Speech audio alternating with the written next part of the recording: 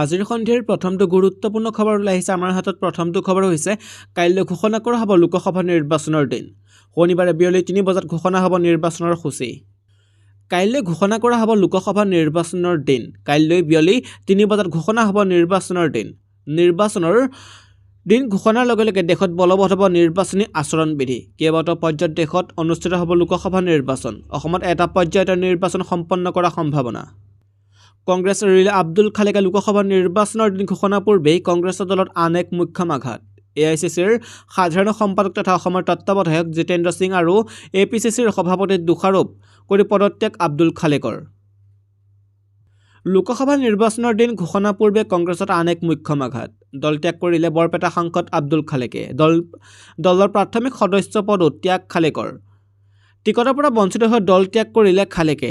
AICCৰ সভাপতিলৈ পদত্যাগ পত্ৰ প্ৰেৰণ। প্ৰথমটো খবৰ হৈছে শিক্ষানুষ্ঠানত চতুৰ্থ বৰ্গৰ কৰ্মচাৰীৰ নিযুক্তি সন্দৰ্ভত হ'ব নতুন নিয়ম ঘোষণা কৰিলে মুখ্যমন্ত্ৰীয়ে। আজি পুৱাই সংবাদমেল সম্বোধন কৰি একাধিক গুৰুত্বপূৰ্ণ ঘোষণা কৰে মুখ্যমন্ত্ৰী ডক্টৰ হিমন্ত বিশ্ব শৰ্মাই। শিক্ষানুষ্ঠানত চতুৰ্থ বৰ্গৰ কৰ্মচাৰীৰ নিযুক্তি সন্দৰ্ভত মুখ্যমন্ত্ৰী ডক্টৰ হিমন্ত বিশ্ব শৰ্মাই কৰিলে বৃহৎ ঘোষণা। LP school, ME school, higher secondary স্কুলৰ চতুৰ্থ বৰ্গৰ কৰ্মচাৰীৰ নিযুক্তিৰ বাবে এটা নীতি প্ৰণয়ন কৰিম, যাৰ জৰিয়তে নিজৰ গাঁওখনত নিযুক্তি লাভ কৰিব পাৰি। কিন্তু গাঁৱত ল'লে মেধাৰ ভিত্তিতে ল'ব পাৰিব। আমি বহু সময়ত দেখা পাওঁ গাঁৱৰ শিক্ষানুষ্ঠানত নিজৰ গাঁৱৰ মানুহে চতুৰ্থ বৰ্গত নিযুক্তি নোপোৱাৰ বাবে বহুতে দুখ পায়। কিন্তু এই নিয়মৰ জৰিয়তে হাৰ্ট ৱাৰ্নিং নহয়, অৰ্থাৎ এতিয়াৰ পৰা শিক্ষানুষ্ঠানৰ ক্ষেত্ৰত চতুৰ্থ বৰ্গৰ কৰ্মচাৰী নিজেই নিজ পঞ্চায়তৰ নিযুক্তি পাব। প্ৰাথমিক বিদ্যালয়ৰ পৰা উচ্চতৰ মাধ্যমিক বিদ্যালয়ৰ পৰ্যায়ৰ শিক্ষানুষ্ঠানত এই সুবিধা ৰাজ্যৰ নিবনুৱাই পাব। 30 দিনলৈ বৃদ্ধি হ'ব পাৰে ৰাজ্যৰ শিক্ষক সমাজৰ অৰ্জিত ছুটি। ৰাজ্য চৰকাৰে গঠন কৰিলে কমিটি। শিক্ষক সমাজৰ দীৰ্ঘদিনৰ দাবী পূৰণৰ দিশে আৰু এখোজ। শিক্ষক সমাজৰ অৰ্জিত ছুটি বৃদ্ধিৰ চিন্তা চৰ্চা কৰিছে ৰাজ্য চৰকাৰে। শিক্ষক সমাজৰ দীৰ্ঘদিনৰ দাবী পূৰণৰ দিশে আৰু এখোজ। শিক্ষক সমাজৰ অৰ্জিত ছুটি বৃদ্ধিৰ চিন্তা চৰ্চা কৰিছে ৰাজ্য চৰকাৰে।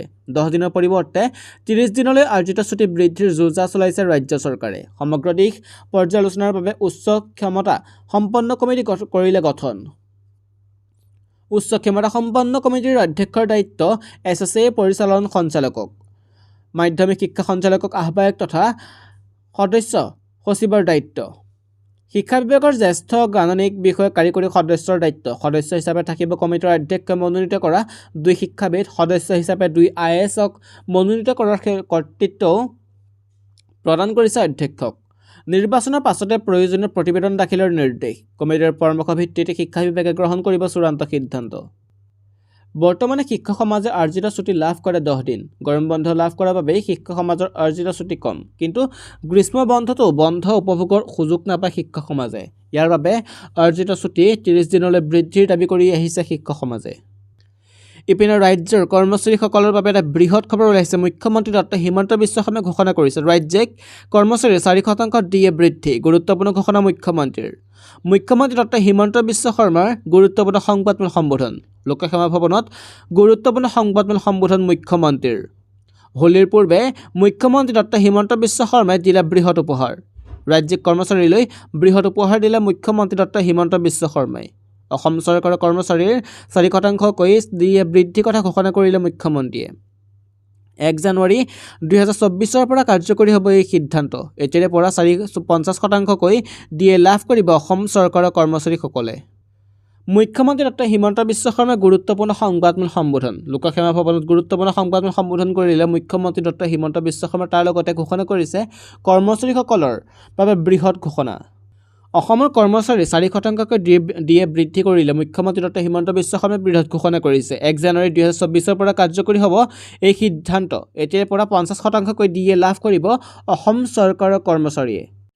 ৰাজ্যৰ চৰকাৰী চাকৰিয়ালে পাব 2 দিনৰ বিশেষ কেজুৱেল লিভ। ৰাজ্যৰ লাখ লাখ চৰকাৰী চাকৰিয়ালে পাব 2 দিনৰ বিশেষ কেজুৱেল লিভ। ৰাজ্য চৰকাৰী চাকৰিয়াললৈ সুখবৰ। 11 আৰু 12 মাৰ্চত অসম চৰকাৰৰ চাকৰিয়ালে লাভ কৰিব 2 দিনৰ নৈমিত্তিক ছুটি। একৰণ ভাগৱতী সমাজৰ সোণালী জয়ন্তী সমাৰোহত অংশগ্ৰহণ কৰাৰ বাবে লাভ কৰিব এই নৈমিত্তিক ছুটি। আজিৰে পৰা মৰিগাঁৱত অনুষ্ঠিত হৈছে একৰণ ভাগৱতী সমাজৰ সোণোৱালী জয়ন্তী মহোৎসৱ। ইপিনে আমিনগাঁৱত হ'ব ক্ৰিকেট ষ্টেডিয়াম। 13 মাৰ্চত জাগিৰোডৰ ছেমিকণ্ডাক্টৰ প্ৰকল্পৰ শিলান্যাস। ৰাজ্যিক কেবিনেট বৈঠকত আৰু কি গুৰুত্বপূৰ্ণ সিদ্ধান্ত গ্ৰহণ কৰিলে লোকসেৱা ভৱনত অন্ত পৰিল ৰাজ্য চৰকাৰৰ গুৰুত্বপূৰ্ণ কেবিনেট বৈঠকৰ অন্তত সংবাদমেল সম্বোধন মন্ত্ৰী জয়ন্ত মল্ল বৰুৱাৰ লোকসেৱা ভৱনৰ অন্ত পৰিল ৰাজ্য চৰকাৰৰ গুৰুত্বপূৰ্ণ কেবিনেট বৈঠকৰ অন্তত সংবাদমেল সম্বোধন কৰি মন্ত্ৰী জয়ন্ত মল্ল বৰুৱাই ক'লে ৰাজ্যিক কেবিনেটত একাধিক গুৰুত্বপূৰ্ণ সিদ্ধান্ত গ্ৰহণ বৰাকৰ কিৰণচেক কমিউনিটিৰ ডেভেলপমেণ্ট কাউন্সিল গঠনৰ সিদ্ধান্ত জাগিৰোডত স্থাপন হ'বলগীয়া ছেমিকণ্ডাক্টৰ উদ্যোগৰ 13 মাৰ্চত হ'ব আধাৰশিলা প্ৰধানমন্ত্ৰীয়ে ভাৰ্চুৱেলি 13 মাৰ্চত শিলান্যাস কৰিব প্ৰকল্পটোৰ 27,000 কোটি টকাৰ ব্যয়েৰে টাটা গ্ৰুপে কাম কৰিব মণিপুৰী মেইটেই জনগোষ্ঠীয় ভাষাত প্ৰাথমিক পৰ্যায়ত পঢ়িব পৰা ব্যৱস্থা কৰা সিদ্ধান্ত গ্ৰহণ কৰে অসম কেবিনেটে যোৰহাটত 191.94 ব্যয়েৰে খোৱাপানী প্ৰকল্পৰ কাম আৰম্ভ হ'ব কৰিমগঞ্জ মেডিকেল কলেজত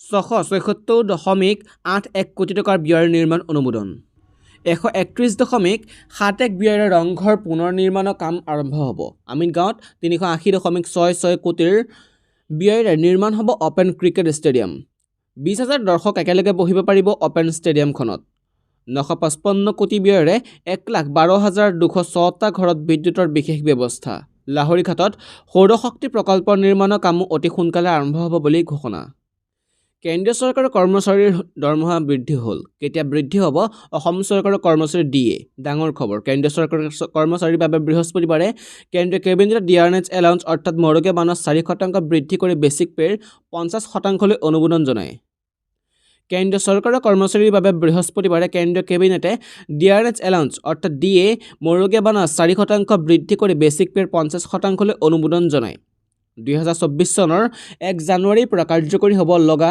এই বৰ্ধিত মৰগীয়া বানচ 50 লাখৰো অধিক কেন্দ্ৰীয় চৰকাৰৰ কৰ্মচাৰী আৰু 68 লাখৰো অধিক পেঞ্চনৰ উপকৃত হ'ব ইয়াৰ উপৰিও কৰ্মচাৰীসকলৰ বাবে হাউচ ৰেণ্ট এলাউন্স অৰ্থাৎ ঘৰ ভাড়া ভাত্তাও বৃদ্ধি কৰা হৈছে বৃহস্পতিবাৰে কেবিনেটৰ সিদ্ধান্ত সন্দৰ্ভত অৱগত কৰি কেন্দ্ৰীয় বাণিজ্য আৰু উদ্যোগ মন্ত্ৰী পীযুষ গোয়েলে কয় ডিএ বৃদ্ধিৰ ফলত ৰাজকোষৰ 12,868 কোটি টকা ব্যয় হ'ব ইয়াৰ উপৰি কেন্দ্ৰীয় চৰকাৰে পেঞ্চনাৰসকলৰ বাবে ডিআৰএছ ৰিলিফ 4% বৃদ্ধি কৰিছে চৰকাৰী কৰ্মচাৰীক ডিএ দিয়া হয় আনহাতে পেঞ্চনাৰ ডিআৰ দিয়া হয় বছৰত দুবাৰকৈ ডিএ আৰু ডিআৰ বৃদ্ধি কৰা হয় এই জানুৱাৰী আৰু জুলাইৰ পৰা কাৰ্যকৰী হ'ব যিহেতু কেন্দ্ৰীয় চৰকাৰে 4% ডিএ বৃদ্ধিৰ কথা ঘোষণা কৰিছে তেন্তে কেন্দ্ৰীয় চৰকাৰৰ কৰ্মচাৰীৰ দৰমহা বৃদ্ধি কিমান হ'ব উদাহৰণস্বৰূপে যদি কাৰোবাৰ দৰমহা মাহে 50,000 টকা আৰু বেছিক পে হিচাপে 15,000 টকা থাকে তেন্তে তেওঁ বৰ্তমান ডিএ 6,900 টকা পায় যিটো বেছিক পেৰ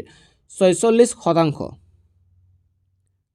অৱশ্যে 4% বৃদ্ধিৰ পিছত কৰ্মচাৰীজনে প্ৰতিমাহে 7,500 টকা লাভ কৰিব যিটো পূৰ্বৰ 6,900 টকাৰ তুলনাত 600 টকা বেছি গতিকে যদি কাৰোবাৰ বেছিক পে হিচাপে 15,000 টকাৰ সৈতে মাহে 50,000 টকাৰ দৰমহা লাভ কৰে তেন্তে তেওঁ দৰমহা মাহে 600 টকা বৃদ্ধি পাব ইয়াৰ পূৰ্বে 2023 চনৰ অক্টোবৰ মাহত ডিএ বৃদ্ধিৰ ক্ষেত্ৰত চৰকাৰে ডিআৰএছ ভাত্তা আৰু ডিআৰএছ ৰিলিফ 4% বৃদ্ধি কৰি 46%লৈ বৃদ্ধি কৰিছিল উল্লেখযোগ্য যে অসম চৰকাৰে কেন্দ্ৰীয় চৰকাৰৰ সমাহাৰতে ডিএ বা ডিআৰ বৃদ্ধি কৰে অসম চৰকাৰে ডিএ বৃদ্ধিক লৈ পৃথককৈ কোনো সিদ্ধান্ত গ্ৰহণ নকৰে কেন্দ্ৰীয় চৰকাৰে যি হাৰত বৃদ্ধি কৰে সেই হাৰতে অসম চৰকাৰৰ অধীনৰ কৰ্মচাৰীসকলক প্ৰদান কৰা হয় ডিএ আৰু ডিআৰ ইয়াৰ বাবে বিত্ত বিভাগে আগবঢ়োৱা প্ৰস্তাৱ কেবিনেটে অনুমোদন জনাব লাগিব আৰু সেই প্ৰস্তাৱ গৃহীত হোৱাৰ পিছতে কেন্দ্ৰীয় চৰকাৰৰ সমাহাৰত ডিএ আৰু ডিআৰ লাভ কৰিব অসম চৰকাৰৰ কৰ্মচাৰীসকলে অৱশ্যে অসম চৰকাৰে এতিয়ালৈকে কোনো আনুষ্ঠানিক ঘোষণা হোৱা নাই